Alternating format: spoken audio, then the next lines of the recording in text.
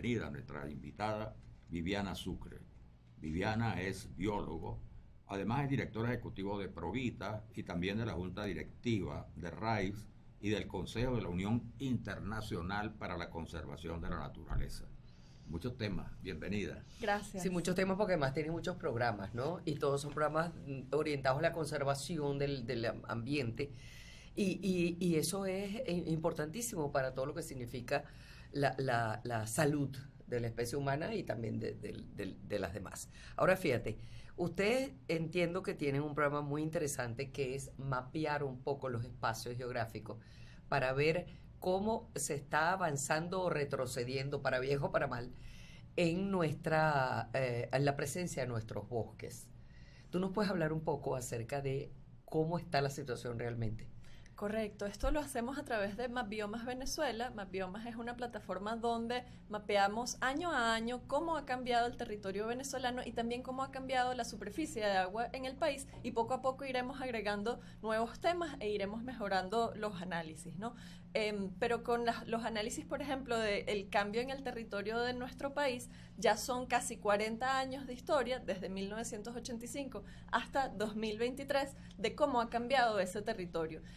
Y lo miramos desde 23 clases, o sea, desde 23 clasificaciones de nuestro territorio. Eso incluye bosques, como también otras vegetaciones naturales, sabanas, arbustales, herbazales, pero también los usos humanos en los que esos ecosistemas se han convertido, como la agricultura, el crecimiento urbano, la minería. Entonces son eso, 40 años de historia de cómo se ha transformado el territorio de toda Venezuela a través del tiempo. ¿Y qué se destacaría en esos 40 años? Una primera destaque es que en esos 40 años se transformó un 4% de la superficie del país, es decir, 4% que era bosque o era otro tipo de cobertura vegetal natural, y se convirtió en agricultura, en minería. Sin embargo, ese 4% es solo en esos 40 años. También a través de la plataforma sabemos que en total se ha transformado un 22% del país. Estamos hablando de más de una quinta parte de toda la superficie del país que dejó de ser el ecosistema natural que sea, para pasar a ser un uso humano, ¿no? Ahora, cuando tú dices un 4%, la gente que nos está viendo de repente puede pensar, eso es muy poquito. Pero realmente, ¿qué repercusión tiene eso? ¿Qué significa? Claro, y en extensión igual es muchísimo. Estamos hablando de cerca de 42.000 kilómetros cuadrados de ecosistemas naturales que se perdieron, que se convirtieron en otra cosa, y que eso tiene una serie de repercusiones, ¿no? Eso modifica el uso del agua, por ejemplo, o sea, la posibilidad de los ecosistemas de generar el agua que todos necesitamos para vivir, modifica también las condiciones del suelo. El suelo deja de ser muchas veces tan fértil para muchísimas cosas, ¿no? Y entonces es como momento de pensar qué es lo que queremos que pase con ese otro 78% que aún está relativamente conservado, ¿no? Y se habla mucho del tema de los bosques, ¿no? Cómo han ido desapareciendo. Y se destaca eso como una de las consecuencias, de las peores consecuencias de este proceso, ¿no? Sin duda, de esos 42.000 kilómetros cuadrados que se han transformado, unos 32.000 son bosques, ¿no? Que dejaron de ser bosques, ¿no? Ahora, ¿cuánto incide, por ejemplo? Porque si se convierte en agricultura, de repente no es tan malo. Ahora, ¿qué pasa con la minería ilegal, que también ha crecido mucho en Venezuela y que parece que es responsable de buena parte de estas pérdidas? Con la minería ilegal lo que vemos es que está teniendo un crecimiento muy acelerado. Sigue ocupando, en comparación sobre todo con la agricultura, un área, una extensión relativamente pequeña, pero el crecimiento ha sido muy acelerado. En estos 40 años ha aumentado casi un 800% las áreas que son hoy en día minería, pues, ¿no? Y además vemos que ese incremento ha sido especialmente acelerado en los últimos 10, 15 años, ¿no? Pero sigue siendo la agricultura lo que más ha transformado. Y claro, lo podemos ver como, bueno, es que es necesario para la alimentación. Sin embargo, muchas de esas áreas agrícolas igual están abandonadas. O sea, podemos pensar en formas en que esa agricultura tenga un menor impacto, se aproveche más eficientemente y así, ¿no? O sea, la idea es que no es decir que los ecosistemas sean intocables y que no podamos aprovecharlos. El tema es cómo aprovecharlos, Claro. y además que, sí, o sea, que haya un uso inteligente de eso, que pensemos en los costos y en los beneficios de cada cosa, quién se está beneficiando de las actividades y cómo puede ser realmente un beneficio para toda la sociedad venezolana. Todo eso me lleva a pensar que ustedes, después de todos esos seguimientos que hacen y esos mapeos, ustedes producen recomendaciones, tienen sus observaciones y producen sus recomendaciones. Ahora, ¿qué dirían ustedes que hay que hacer para que esto no se convierta en un proceso de deterioro irreversible? Lo primero es eso, la planificación de nuestro territorio, o sea, que como sociedad nos pongamos de acuerdo y haya un proceso de unión de todos los sectores del país y decidamos, ok, ¿cómo queremos imaginar esa Venezuela dentro de 40 años más? ¿Queremos seguir viendo que ocurren procesos que medimos a posteriori, o queremos ser proactivos y decidir, bueno, no, esta porción del territorio puede continuarse desarrollando de forma agrícola o de X manera que consideremos? Entonces eso, lo primero es como un proceso de planificación territorial, pensar también en la manera en que la agricultura puede usar tecnologías más eficientes, por ejemplo, y aprovechar mejor ese territorio que ya se ha transformado. Debemos también pensar en cuáles son los ecosistemas que se están viendo afectados y qué tan conservados y protegidos están en nuestro sistema de áreas naturales protegidas, en nuestro sistema de parques nacionales, monumentos naturales, reservas, refugios. Tenemos una cobertura relativamente amplia, pero hay muchos ecosistemas de lo cual es muy poco lo que está conservado. Cuando las recomendaciones son que debería haber mínimo un 15-30% de un ecosistema conservado. Por ejemplo, en el país, los ecosistemas áridos, que uno lo puede ver, bueno, pero es árido, igual tienen muchísima biodiversidad y una diversidad muy frágil. Es muy poco lo que está protegido en Venezuela, creo que es menos de un 4%. Entonces es pensar en ese tipo de medidas, cuáles son nuestros ecosistemas que están menos protegidos, cómo podemos hacer mejor para protegerlos, dónde son los lugares que debemos continuar actividades de desarrollo y del uso humano que debemos hacer, pero dónde debemos asegurar que no lo haya y cómo se está impactando a las comunidades que habitan en esos lugares con ese tipo de actividades.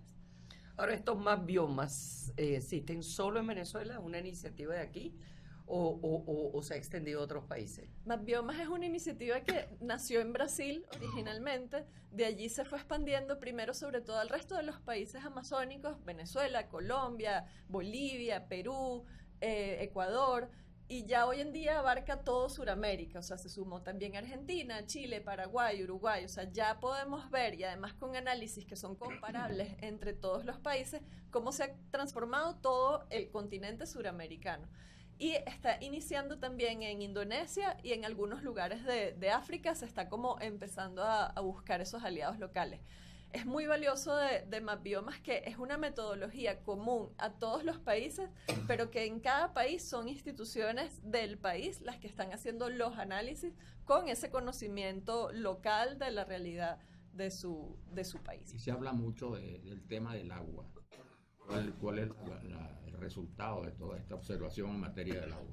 Bueno, también MapBiomas tiene MapBiomas Agua, y allí pues también vemos que la superficie de agua en ríos, en reservas, en lagos, lagunas, se ha reducido, ¿no? No tengo ahora en mente cuánto es el porcentaje que se ha reducido, pero sin duda es algo que hay que pensar y que además conecta con esa pérdida de bosques, ¿no? O sea, los bosques son esas fuentes, esos captadores de agua, esos reguladores del ciclo del agua también, y en la medida en que se pierden bosques, pues se pierde agua. Ahora, con esta visión que en general, ¿no?, de los bosques, del agua, del problema de la minería, de la agricultura, ¿cuáles serían las medidas para no hablar de soluciones, por las medidas o las respuestas inmediatas que deberían aplicarse en este caso?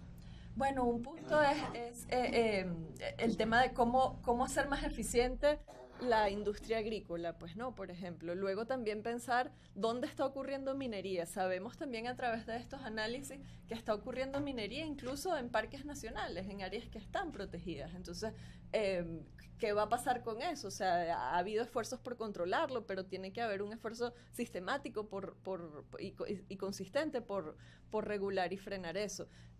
Más pensar este punto de cuáles son los ecosistemas que están menos protegidos, cómo podemos protegerlos, cómo podemos hacer que haya además un uso sostenible del aprovechamiento de esos ecosistemas.